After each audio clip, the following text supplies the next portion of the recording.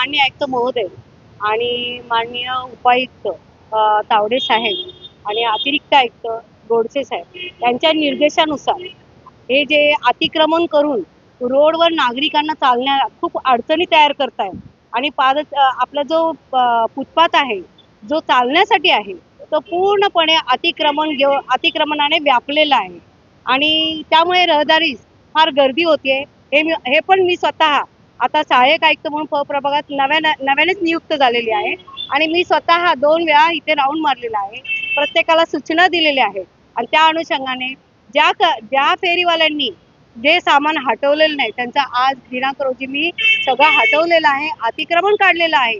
तसंच बऱ्याच ठिकाणी फुटपाथच्या खाली जे कचरा आहे, ज्याच्या खाली जाळ्या आहेत, त्या जाळ्याच्या खाली अत्यंत कचरा आहे आणि तो कचरा व्यापारी संघटना सगळी एकत्र आली आमच्या जाळ्या काढून घेतल्या म्हणून.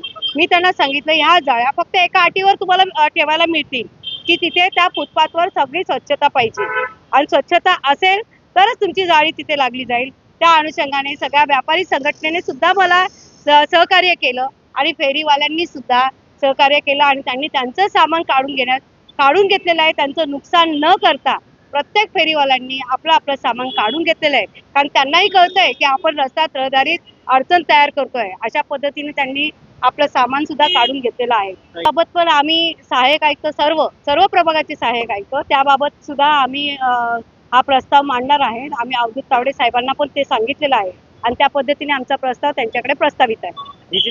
सातत्य म्हणजे आता रोजच चालू आहे.